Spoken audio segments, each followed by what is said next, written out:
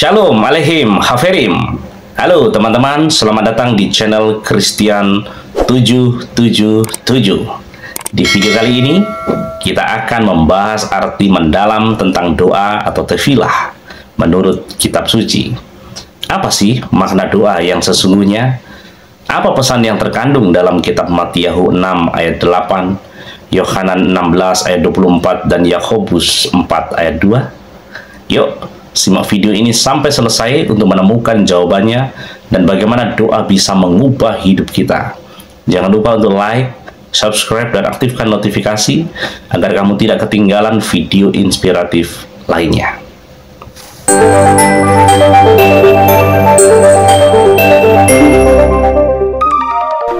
Shalom Aleihim. Bapak Yahweh memberkati saudara sekalian. Haleluya. Senang sekali pagi ini kita bisa bersama-sama berkumpul untuk memuliakan dan meninggikan Tuhan. Pagi ini saya akan mengajak saudara untuk bersama-sama belajar firman Tuhan. Kita akan membaca 3 ayat ini, saudara. Dan saya memberi judul materi saya pada pagi hari ini adalah tefilah. Tefilah artinya adalah doa. Baik, kita akan baca terlebih dahulu saja ayat-ayatnya, saudara. 3 ayat ini agar supaya kita semakin ngerti, dan saya akan menerangkan ini pelan-pelan agar saudara bisa memahaminya dengan baik. Kita mulai dari kitab Matius, kemudian Yohanan, dan Yakobus. Saya mulai dari kitab Matius pasal 6 ayat 7 dan ayat 8. Beginilah bunyinya. Dan ketika berdoa, janganlah bertele-tele seperti bangsa-bangsa lain, karena mereka menyangka bahwa dengan banyaknya kata-kata mereka akan didengarkan. Sebab itu janganlah menjadi sama dengan mereka, karena Bapamu mengetahui hal-hal yang kamu perlukan sebelum kamu meminta kepadanya. Kemudian di kitab Yohanan pasal 16 ayat 24, sampai sekarang kamu tidak meminta apapun dalam namaku. Mintalah dan kamu akan menerima, supaya sukacitamu dapat dipenuhkan. Kemudian kitab Yakobus pasal 4 ayat 2 sampai ayat yang ketiga. Kamu mengingini dan kamu tidak memperolehnya. Kamu membunuh dan kamu cemburu, dan kamu tidak mampu menggapainya. Kamu bertengkar dan berperang, tetapi kamu tidak memperolehnya karena kamu tidak meminta. Kamu meminta tetapi kamu tidak menerima, sebab kamu meminta dengan jahat, bahwa kamu akan menghamburkannya dalam kesenanganmu. Sampai di sini pembacaan kitab suci kita.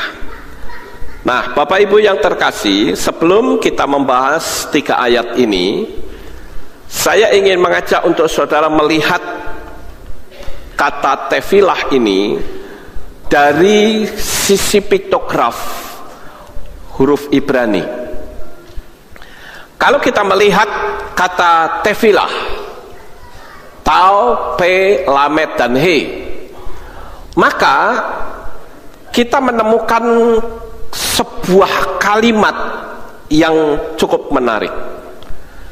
Seperti yang saya sudah berulang kali menerangkan kepada saudara, bahwa huruf Ibrani itu adalah huruf yang merupakan lambang atau piktograf. Seperti kita melihat di jalan-jalan itu ada huruf piktograf yang dalam bentuk lambang. Seperti misalkan ada gambar bis dicoret, artinya bis dilarang masuk. Itu piktograf. Ada dua orang, laki-laki dan perempuan yang berdiri bersama, itu adalah gambar toilet, yang artinya kalau mau ke toilet sini loh. Itu piktograf, saudara-saudara. Ada orang yang sedang jalan, itu artinya tempat penyeberangan jalan. Nah, itu huruf piktograf. Di dalam teks bahasa Ibrani ini memiliki gambar piktograf, ya. Tau ini adalah gambar dari kesempurnaan. Kemudian P ini adalah gambar dari mulut. Sementara Lamed ini adalah gambar dari tongkat gembala. Sementara He ini adalah gambar dari hembusan nafas. Nah, gambar-gambar ini memiliki arti, saudara-saudara. Tao ini artinya sempurna atau tamim. Tamim itu artinya sempurna. Kemudian P ini bicara tentang mulut atau berbicara. Sementara Lamed itu berbicara tentang otoritas. Dan Hei itu artinya lihatlah. Jadi kata tefilah itu sendiri atau tefilah itu memiliki arti kesempurnaan mulutmu berbicara dengan otoritas dan lihatlah. Kita disuruh melihat apa? Mujizat pasti terjadi. Jadi dengan demikian Bapak Ibu Saudara, di sini kita diberitahu bahwa kata tefilah itu artinya jikalau kita mengucapkan sesuatu kepada Tuhan dengan sikap yang sempurna, maka ucapan kita itu memiliki otoritas. Dan otoritasnya adalah mendatangkan mujizat yang terjadi dalam hidup saudara.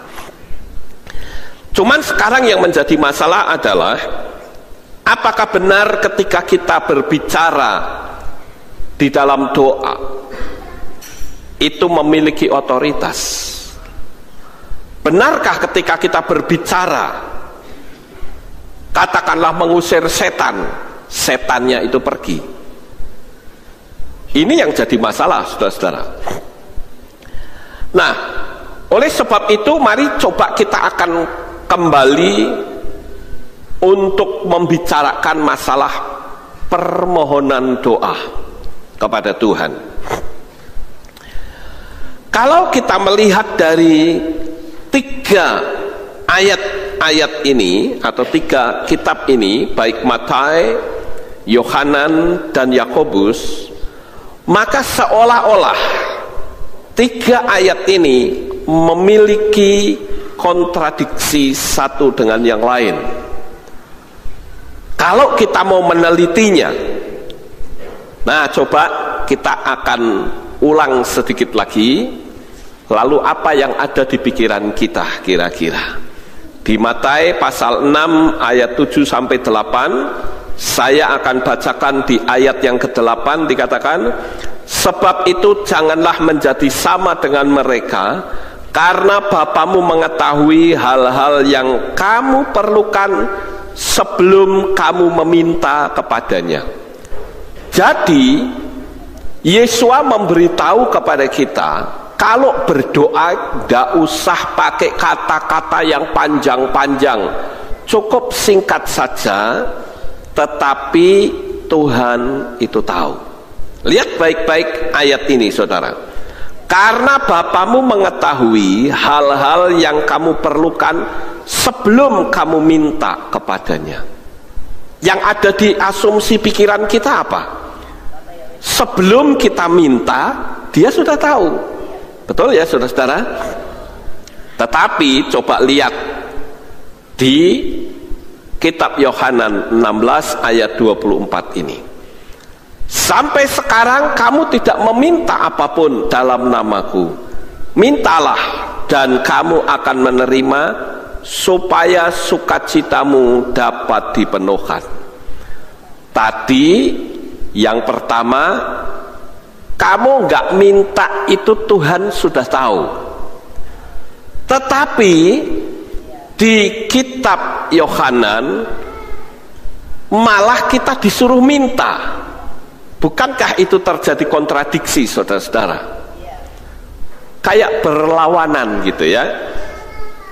Kemudian di dalam kitab Yakobus pasal 4 ayat 2 sampai ayat 3, kamu mengingini dan kamu tidak memperolehnya.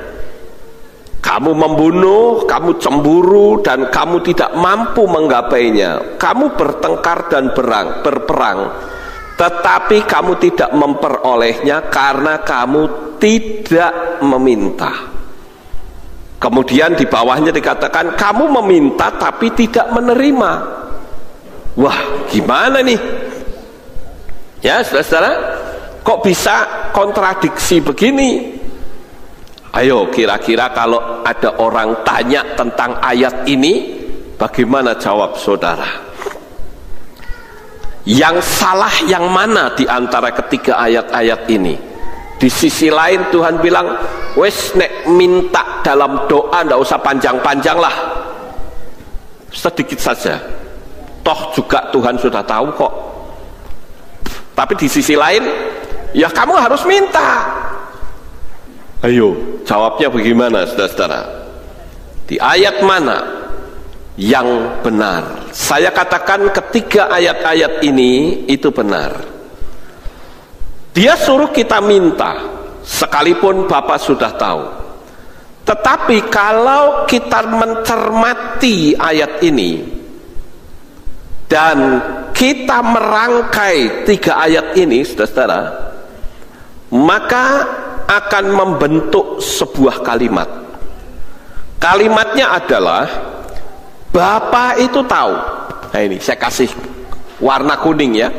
Bapa itu tahu akan kekurangan kita, kebutuhan kita, tetapi kita harus tetap meminta untuk berdoa dan meminta kepada Bapa. Jadi sekalipun dia sudah tahu, tetapi kita disuruh untuk meminta. Sampai di sini paham, saudara? Artinya tanpa meminta, kita tidak akan memperolehnya. Nah, kita lanjut, saudara. Permintaan itu ada dua hal. Yang pertama adalah permintaan yang berasal dari manusia. Bukankah kita kadangkala meminta sesuatu, kadang ngotot di hadapan Tuhan? Tetapi saudara-saudara, kalau Tuhan berkata nanti, kadangkala kita berkata, enggak Tuhan, aku ingin sekarang. Tuhan kabulkan atau tidak? Kadangkala Tuhan kabulkan. Coba ya kita lihat di kitab Tehillim pasal yang ke-106. Saya ajak saudara untuk melihat ayat ini, dan kita akan membaca di ayat yang ke-15. Dan dia mengabulkan permintaan mereka, tetapi mengirimkan kesia-siaan ke dalam hati mereka. Apa sih yang dimaksud ayat ini, saudara-saudara? Di sini Tuhan ingin agar kita meminta itu dengan permintaan yang benar. Saya ambil satu contoh. Kalau kita meminta kepada Tuhan tetapi Tuhan berkata jangan, ya sudah, kita harus rela.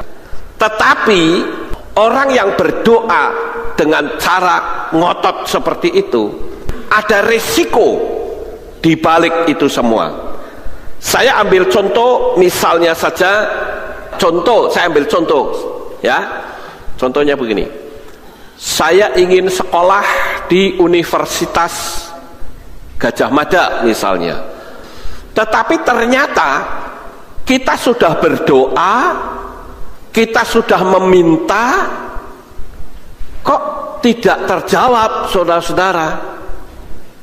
Lalu biasanya reaksi orang bagaimana? Halo?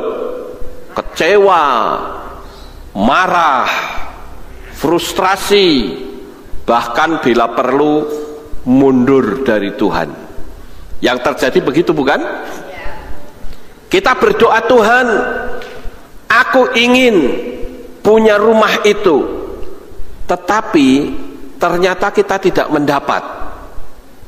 Kalau saya berpikir, ini pikiran saya, saudara, kalau saya meminta itu ternyata tidak terjawab, itu hanya ada beberapa kemungkinan. Kemungkinan pertama adalah Tuhan bilang nanti, atau kemungkinan yang kedua Tuhan bilang tidak. Kalau Tuhan berkata tidak, berarti Dia sudah siapkan yang lebih baik dari apa yang bisa kita pikirkan. Pertanyaannya, saya ngomong ini saudara ngerti atau tidak? Jadi saudara, apa yang menjadi keinginan kita belum tentu menjadi keinginan Tuhan. Tapi seringkali orang ngelawan, bahkan kadangkala ngancam. Kalau aku tidak dikabulkan, sorry, hari ini adalah ibadah saya yang terakhir. Wah, ini cilaka, saudara. Mau dikasih yang lebih baik, malah ngotot.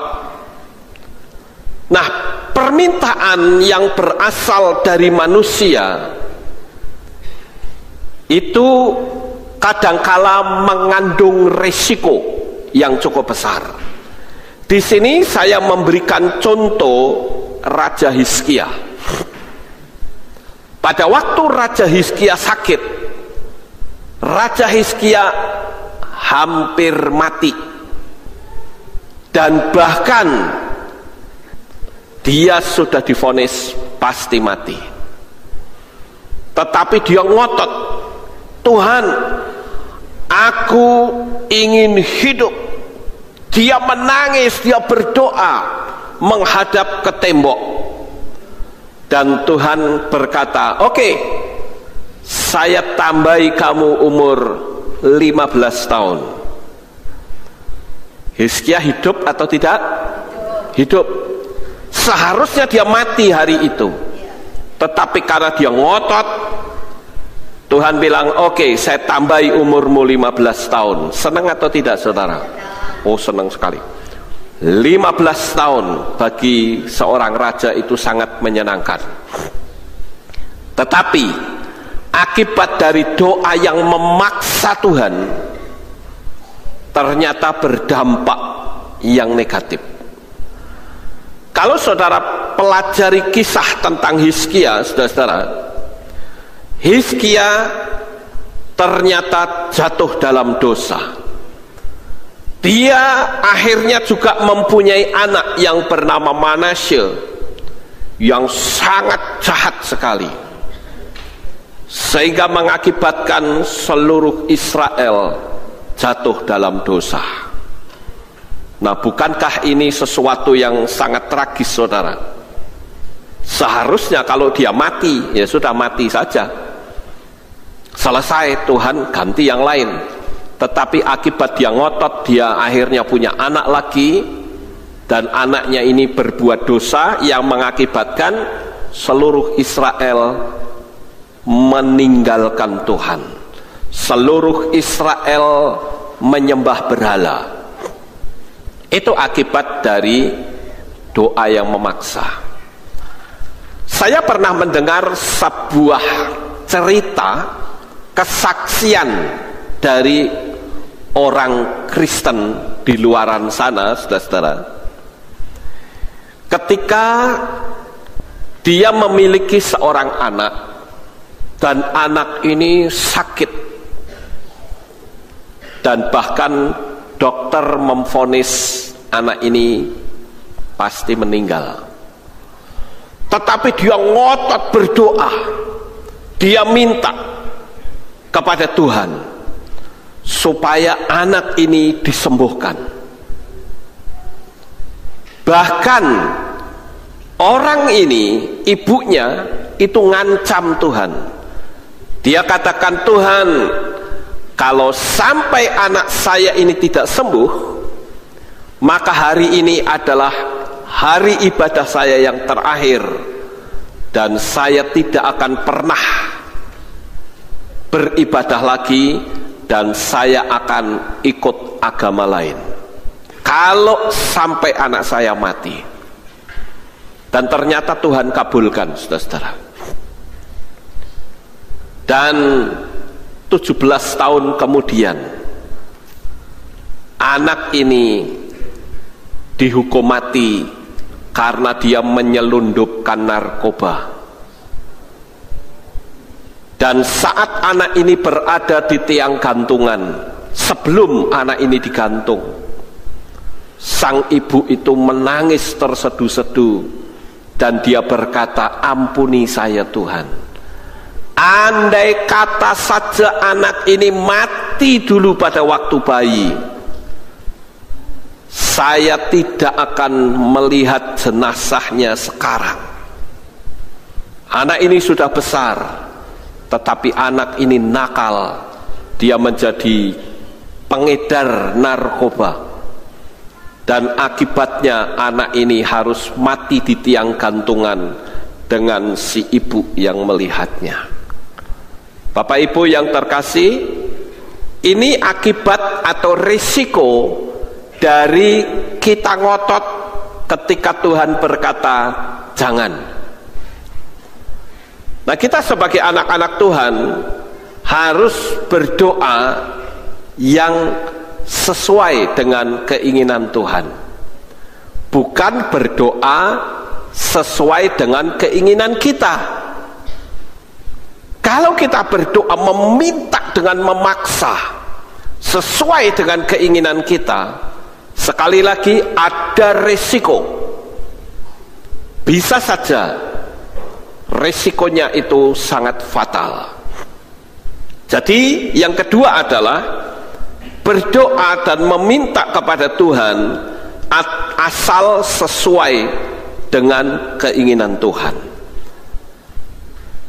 Di dalam kitab Yeremia pasal yang ke-29 ayat yang ke-11, di sana dikatakan, sebab aku mengetahui rancangan-rancangan yang aku rancangkan atas kamu, firman Yahweh, rancangan-rancangan damai sejahtera dan bukan kejahatan, untuk memberikan kepadamu masa depan dan harapan. Nah, di sini sebetulnya Tuhan itu sudah punya rencana untuk hidup kita. Rencana yang Tuhan inginkan adalah kita menjadi orang-orang yang sukses, kita menjadi orang-orang yang berhasil, kita menjadi orang-orang yang hebat, bahkan kita menjadi pemenang di dalam hidup di dunia ini. Nah, Bapak Ibu yang terkasih, di sini kita melihat bahwa doa yang berkenan itu sebetulnya adalah doa yang sesuai dengan keinginan Tuhan. Barangkali kita mendapatkan sesuatu tidak harus instan, tetapi step by step. Ya, dari aku yang tidak dapat melakukannya sampai akhirnya sukses. Yang pertama adalah, aduh aku nggak bisa, aku nggak mampu, ya. I can't do it, aku nggak bisa, ya. Tetapi step yang lebih tinggi adalah I want to do it. Aku mau melakukannya. Ada kemauan. Betul ya saudara? Lah kalau saudara berdoa tapi nggak ada tindakan, mana bisa? Saudara pingin punya pacar yang cantik dan kaya, tapi saudara cuma ndepepek di kamar berdoa saja, Tuhan tolong kirimkan saya seorang istri yang cantik dan kaya. Emang nanti ada perempuan yang datang sendiri masuk kamar saudara? Ya tidak saudara. Saudara mesti ileng-ileng, ya. Apa itu ileng-ileng? Apa lihat sana lihat sini, ya. Begitu lihat, wih ini cakep nih, oh, kaya lagi, wah ini dia, samperin dong, disamperin, ya, ditanya namamu siapa, gitu, ajak kenalan saudara. Jangan cuma wah aku seneng tapi aku rak wani, saya suka tapi saya tidak berani berbicara. Saya katakan nggak bisa cara begitu saudara. Harus ada kemauan dan tindakan.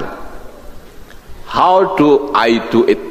Bagaimana saya bisa melakukannya itu? Mulai timbul sebuah pertanyaan, lalu naik lagi, I'll try to do it, ya, saya akan coba. Harus ada tindakan. Sampai di sini saudara paham? Ya? Nggak cuma doa tapi nggak mau bertindak, ya mana bisa. Kitab suci saja mengatakan iman tanpa perbuatan pada hakikatnya adalah mati, ya. Kemudian naik yang lebih tinggi lagi, yaitu I can do it, aku dapat melakukannya dan aku mau melakukannya, sampai akhirnya kita mendapatkan kesuksesan. Jadi selalu ada step by step, ada langkah demi langkah. Saudara ingin keluarga saudara diselamatkan, tapi kitanya diem, nggak bisa saudara. Saudara mesti bicara, cerita tentang kasih Bapa Yahweh, cerita tentang pengalaman damai sejahtera dari saudara, cerita kepada orang. Nah itu artinya doa yang benar. Bukan cuma doa Tuhan tolong supaya keluarga saya diselamatkan, tapi kita nggak pernah cerita. Ya mana bisa seperti itu. Nah, sekali lagi doa itu selalu ada kaitan dengan mulut kita. Baik kita berbicara kepada Bapa Yahweh maupun tindakan, langkah kita. Kita lanjut saudara. Tuhan itu memberi kedaulatan dan otoritas kepada manusia, tetapi Tuhan juga punya keinginan untuk manusia. Jadi sama-sama berdaulat. Tuhan punya kedaulatan, manusia juga diberi kedaulatan untuk meminta. Jadi saya anjurkan, kalau saudara mau meminta sesuatu dari Tuhan, jangan tanggung saudara, tapi mintalah yang besar, tapi juga masuk akal, ya. Minta yang besar tapi masuk akal. Kalau misalnya saya berdoa begini, Tuhan tolong saya minta kereta api, masuk akal nggak? Nggak masuk akal, karena kereta api itu dimanapun di seluruh dunia yang milik pemerintah saudara, ya. Tapi kalau saudara berdoa, Tuhan saya minta mobil yang bagus, masuk akal gak? Masuk akal. Sekali lagi kita harus berbicara, sekalipun Tuhan juga punya otoritas, dia juga sudah tahu keinginan kita, tapi kita harus berbicara. Nah, kita lanjut saudara. Tuhan tidak melihat hebatnya kata-kata, sekalipun kata-kata yang hebat itu dibutuhkan, tetapi yang Tuhan melihat adalah hati saudara. Makanya tadi ada power, ada kuasa. Nah, Bapak Ibu yang terkasih, coba saya akan membuat sebuah ilustrasi. Jikalau saya punya uang $1.000 dan $1.000 ini akan saya berikan kepada orang yang mau meminta kepada saya. Nah, ternyata ada respon. Hamba atau pembantu rumah tangga saya, dia minta $1.000. Istri saya minta $1.000. Teman juga minta $1.000. Kalau menurut saudara, mana yang akan memperoleh $1.000 yang saya pegang ini? Kenapa? Karena dia orang yang paling dekat dengan saya. Paham saudara? Adakah di sini saudara punya anak, punya pembantu, ngasih pembantu lebih besar dari anak? Saya rasa tidak ada. Pasti yang paling utama adalah yang paling dekat dengan kita. Jadi untuk kita bisa memperolehnya, bukan kata-kata yang indah. Makanya tadi Yesua berkata apa? Ngomong udah usah panjang-panjang, tapi yang terpenting hati kita kepada Tuhan. Sekalipun pembantu rumah tangga saya bahkan sampai nyembah-nyembah begini, kalau saya tak kasihkan istri saya, karena dia lebih dekat dengan saya. Dialah yang merawat hidup saya, dialah yang memperhatikan saya. Lah kalau pembantu, dia melakukannya karena uang, saudara.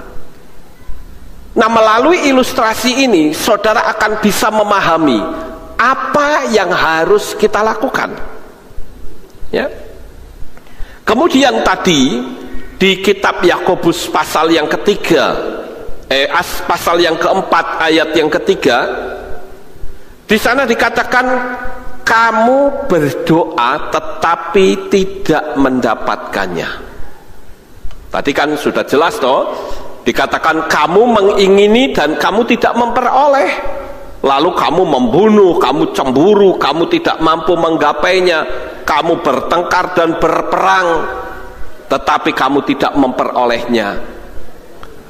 Kamu meminta tapi tidak menerima sebab kamu meminta dengan jahat. Loh, kok ada ya meminta dengan jahat? Meminta dengan jahat itu yang seperti apa? Saya akan mengilustrasikan sebuah gambaran kehidupan rumah tangga. Ada sepasang suami istri yang tinggal bersama mertua. Biasanya mertua itu kan cerewet ya, saudara. Betul nggak? Di mana-mana kan mertua cerewetnya luar biasa. Tapi saya nggak cerewet loh. Jangan saudara pikir saya ngomong begitu, wah kayak Pak Lukas ya cerewet. Tidak, saudara. Saya nggak cerewet. Ya, boleh tanya Jameson. Ya, saya nggak cerewet. Nah, ini cerita yang ada di luaran sono, saudara. Mertua dan menantu itu biasanya cerewet, mertuanya galak luar biasa. Apapun kayak gini modelnya, saudara, galak. Lalu menantunya berdoa begini sama Tuhan, Tuhan berkatilah aku ya Tuhan, biar aku tidak dihina oleh mertua saya. Mertua saya lebih galak dari anjing herder ya. Jadi tolong berkati saya,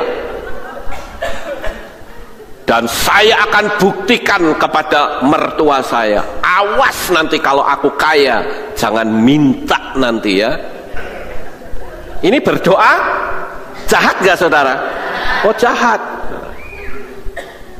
Bayangin aja kalau orang berdoa seperti itu, mana Tuhan kabulkan.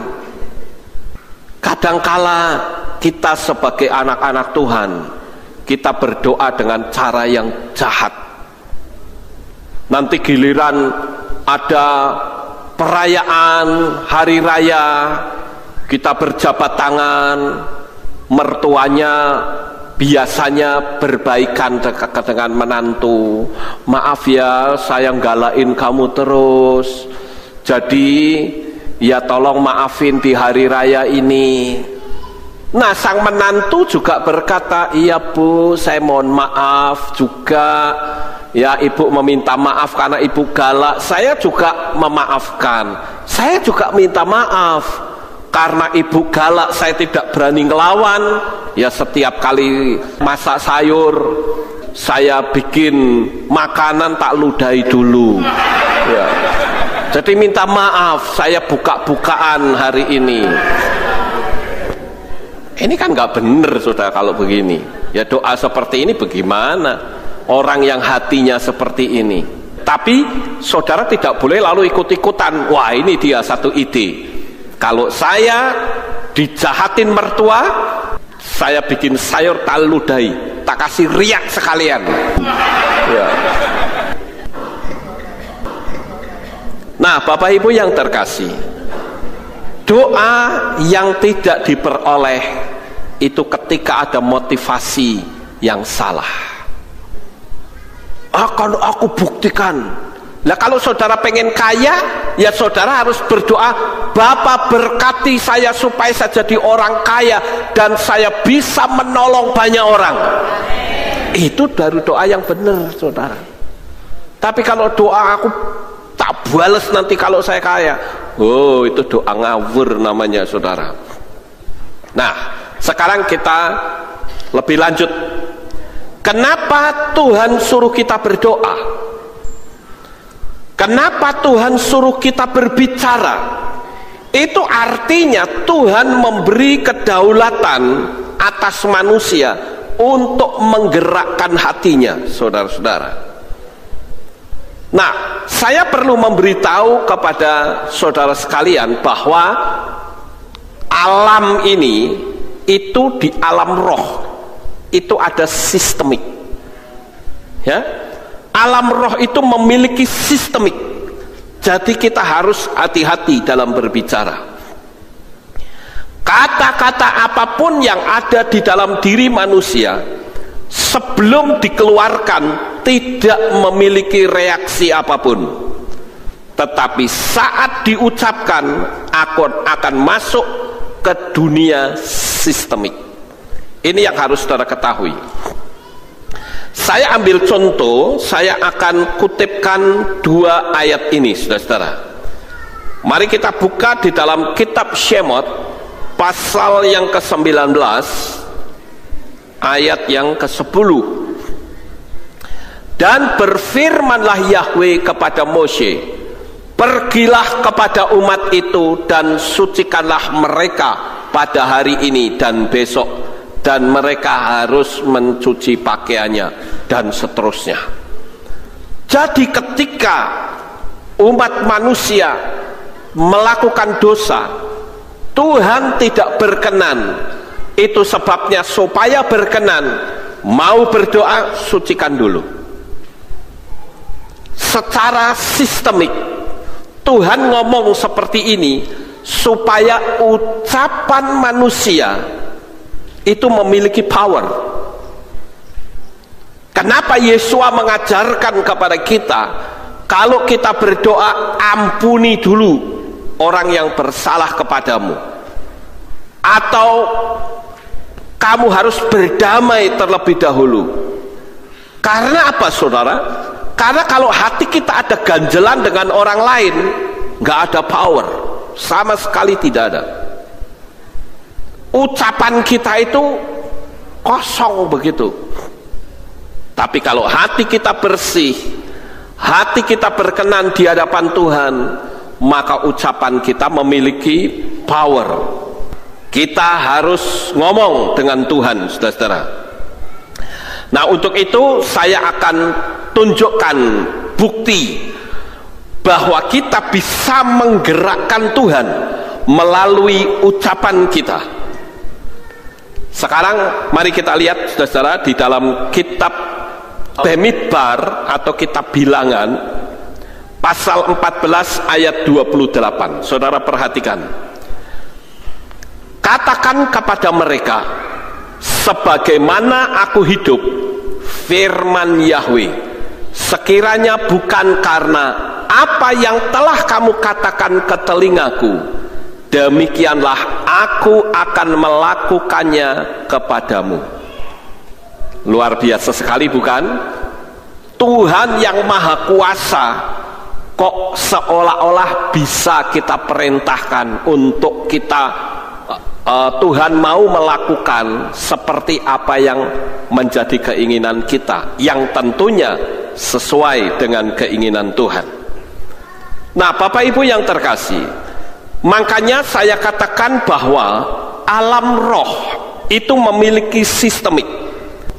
Kemudian kita lihat di dalam kitab Markus pasal yang ke-10, dan kita akan membaca di ayat 51. Dan seraya menanggapi, Yesua berkata kepadanya, engkau menghendaki aku dapat melakukan apa bagimu?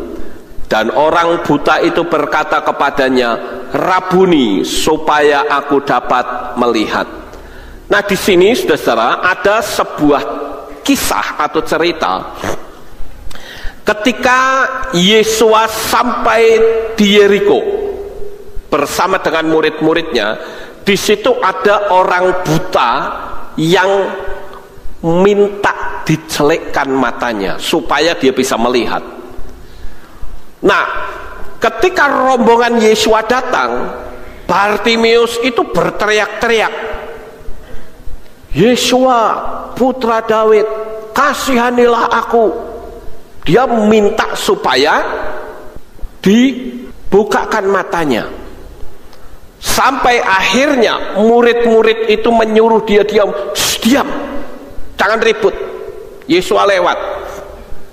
Dan ketika Yesua lewat, saya mau tanya kepada saudara, kira-kira Yesua ngerti apa tidak keinginan orang buta ini? Ngerti. Tetapi kenapa Yesua bertanya pada orang buta itu?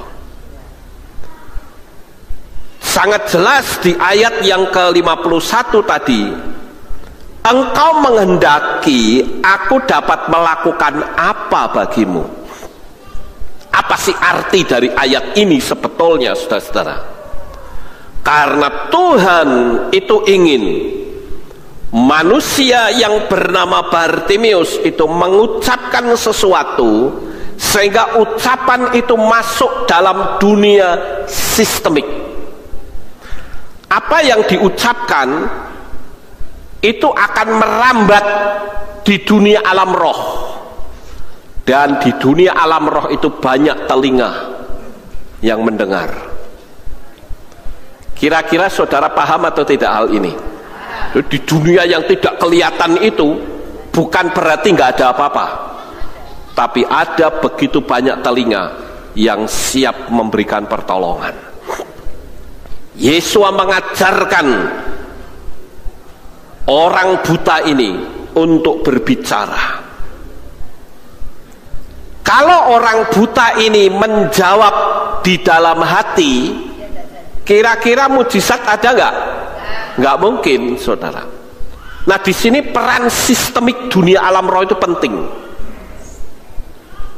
Makanya selama orang itu mengucapkan kata-kata cuma di dalam hati saja, itu dunia sistemik belum bisa bergerak.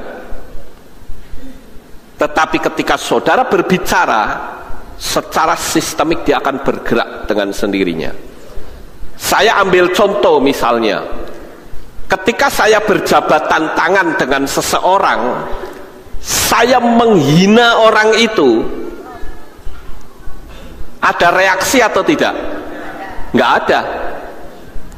Ya, ketika saya berjabat tangan tapi saya menghina orang ini, tapi cuma di dalam hati, nggak ada reaksi toh? Tapi coba saudara keluarkan kata-kata hinaan itu ke alam sistemik, pasti akan punya reaksi terhadap orang itu. Dan orang itu pasti akan menuntut saudara. Kita akan berhadapan dengan hukum karena kata-kata yang bernada penghinaan. Jadi sekali lagi, dunia alam roh ini layak untuk kita perhatikan. Di alam roh itu banyak penghuninya, baik itu para malaikat-malaikat yang siap melayani kita, tetapi juga setan-setan. Ada begitu banyak telinga, seolah-olah ini kita, saudara. Dua gambar ini kita. Dan di alam supranatural itu banyak telinga. Makanya saya katakan kita harus hati-hati. Selama kata-kata itu belum keluar dari mulut kita, tidak akan ada reaksi apapun. Contoh yang gampang sajalah. Selama saudara diam gini, nggak ada apa-apa. Tapi coba kalau saudara kentut, gitu, wow, langsung reaksinya besar, saudara. Apa ini? Orang naik mobil, kentut di dalam, langsung ribut di dalam mobil. Ada yang kocone dibuka, ada yang ribut. Kenapa? Karena sudah keluar ke alam sistemik. Kalau dulu ada pepatah, mulutmu harimaumu, tapi sekarang saya ubah, mulut dan tanganmu adalah harimaumu. Coba saudara nulis, kalau nulis kan pakai tangan, tapi nulisnya kata-kata yang buruk melalui tangan saudara, saudara akan terjerat oleh hukum. Nah, dunia sistemik inilah yang kadangkala tidak dipahami. Nah, saudara yang terkasih, contoh, tahu nggak sebetulnya di dalam diri kita itu ada begitu banyak kotoran yang bau, betul ya saudara? Tapi kok saudara bawa kemana-mana, ayo. Kalau kita mau ganti kulit perut ini dengan kulit yang transparan, gilani gak kira-kira?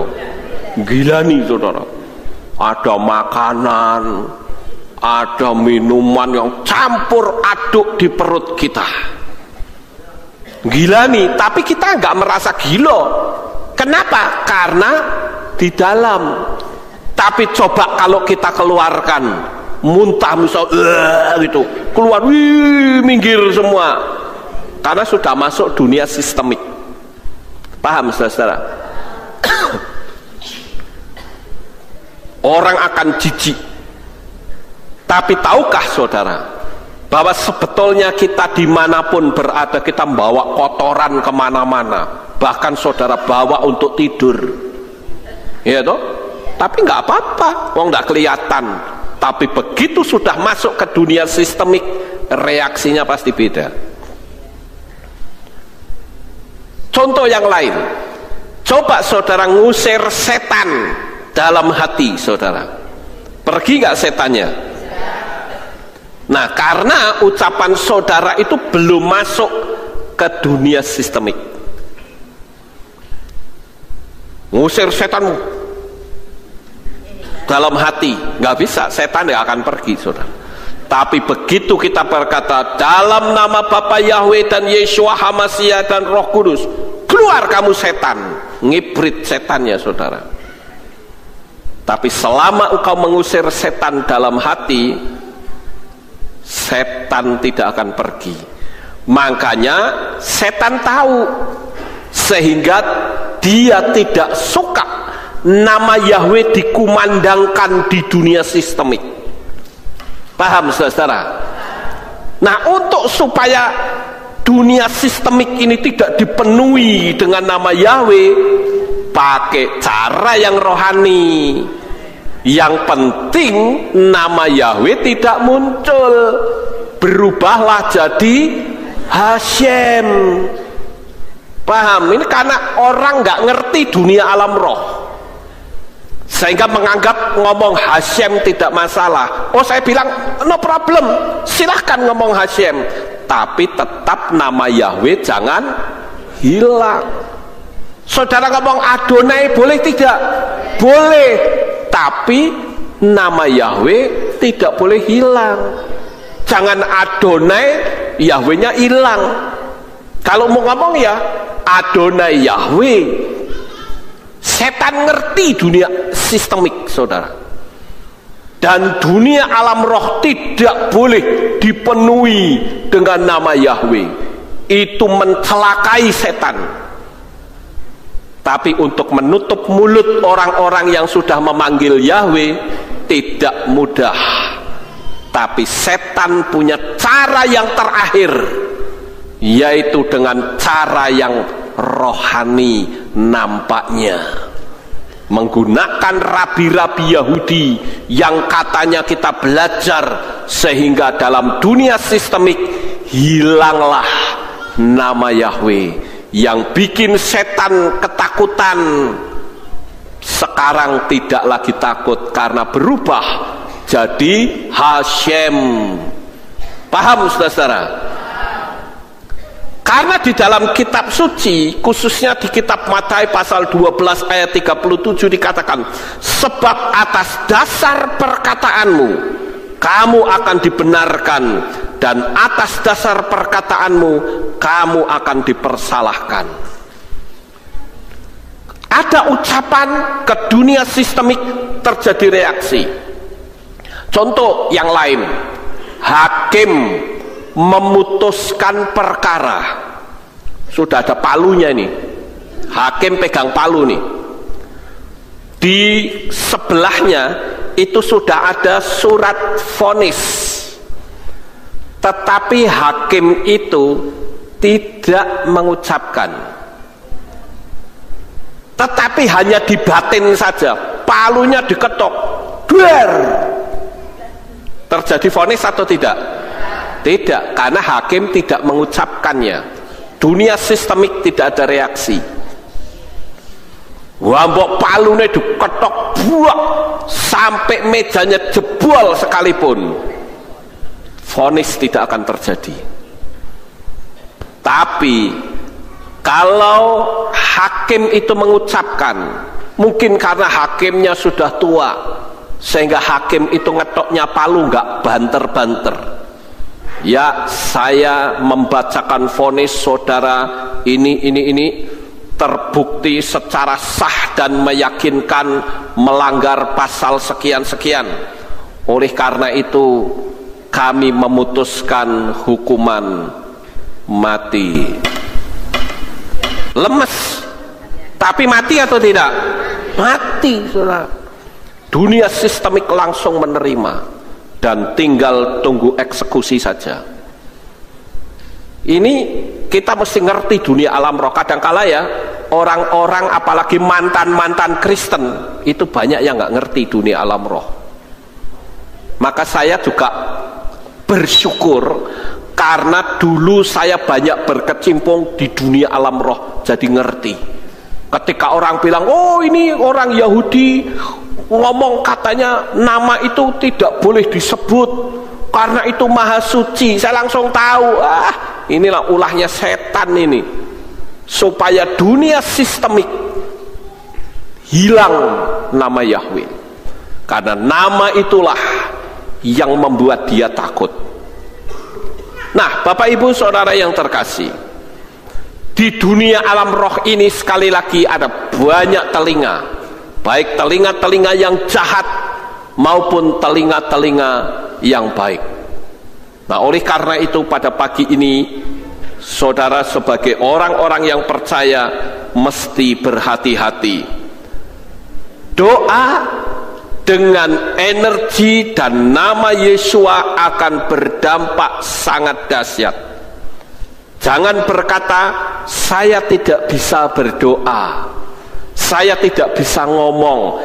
Di sini ada nggak yang masih berpikir begitu, saudara? Ada nggak kira-kira? Ada. Loh, kenapa sih saudara kalau ngomong dari pagi sampai siang gedubrus, bahkan kalau suruh menggosip, wah hebatnya luar biasa. tapi suruh berdoa, ya saya minta saudara berdoa, jangan saya. Kenapa? Gak bisa ngomong. Lu tadi ngomongnya ngetubrus, kok sekarang gak bisa ngomong? Ini kan aneh sebetulnya. Sekali lagi saya katakan, kalau engkau hanya berkata, ya wes aku tak berdoa di dalam hati, memang doa dalam hati itu juga dibutuhkan. Contoh misalnya saudara dalam menghadapi bahaya, langsung saudara katakan Bapa Yahweh, karena dia kan maha mendengar, betul gak saudara? Jadi dia ngerti isi hati kita. Kita berkata, Bapa Yahweh lindungi saya ada dalam wilayah yang berbahaya, jaga, lindungi saya. Atau saudara berdoa di rumah sakit, saudara berkata, Tuhan tolong sembuhkan saya, jamah saya di dalam hati. Tuhan itu tahu, tetapi kita juga perlu ngomong, kita perlu berbicara, sehingga ucapan kita itu masuk ke dalam dunia sistemik. Melalui materi ini, saya ingin jemaat Bapak Yahweh di tempat ini tidak ada lagi yang ngomong saya tidak bisa berbicara. Berlatih di rumah, di depan kaca, saudara berkata, Bapak Yahweh kami mengucapkan syukur. Ngomong gitu dulu aja, nanti besoknya tambah lagi, mulai bisa berbicara seperti kita berbicara kepada Tuhan. Doa itu tidak harus dengan kata-kata yang indah, pokoknya yang penting itu sesuai dengan keinginan hati. Kita bisa berkata kok, Bapak Yahweh sepatu saya kok sudah rusak Tuhan, tolong saya belikan sepatu ya, dalam nama Yesua, amin. Itu berdoa bukan? Berdoa. Bapak Yahweh rumah saya kok kontrak terus Tuhan, aku jadi kontraktor bertahun-tahun, tolonglah supaya saya bisa punya rumah sendiri, tolong ya Tuhan beri saya rumah yang bagus. Itu berdoa bukan? Berdoa. Bukankah doa itu gampang sebetulnya saudara? Tetapi kenapa kadangkala kita ngomong saja nggak mau, nggak bisa katanya. Bahkan dulu saya sempat kenal dengan seseorang, Kristennya itu sudah puluhan tahun, tapi setiap kali saya ajak pelayanan, dia selalu ngomong begini sama saya, Pak Lukas nanti jangan suruh saya doa ya. Oh ya kenapa? Aku tidak bisa berdoa, Pak Lukas saja yang berdoa. Dalam hati saya, loh ini Kristennya puluhan tahun kok nggak bisa berdoa, bagaimana sih? Ya. Nah oleh karena itu saudara, melalui materi ini, maka saudara akan menjadi jemaat yang setiap saudara berdoa, Bapa Yahweh menjawab dengan jawaban yang terbaik, dan saudara menjadi orang-orang yang hidup diberkati luar biasa. Sukses besar untuk saudara, Bapa Yahweh memberkati. Haleluya. Terima kasih telah meluangkan waktu untuk menonton video ini. Kiranya apa yang telah kita bahas tentang arti doa atau tefilah dalam kitab Matiyahu pasal 6 ayat 8, Yohanan 16 ayat 24, dan Yakobus 4 ayat 2 dapat memberikan pencerahan dan memperdalam hubungan kita dengan Elohim pencipta langit dan bumi melalui doa yang benar. Ingat, doa bukan hanya sekedar permohonan, tetapi cara kita berkomunikasi dan bersekutu dengan Elohim. Jika kamu merasa video ini bermanfaat, jangan lupa untuk like, share kepada teman-teman, dan subscribe agar kamu selalu mendapatkan konten-konten inspiratif lainnya. Tinggalkan juga komentar di bawah jika ada pertanyaan atau topik lain yang ingin kamu bahas bersama kami. Bapa Yahweh, di dalam Adonai Yeshua HaMashiach dan Ruach HaKodes, Ruach Yahweh Elohim, memberkati perjalanan hidup kita. Shalom.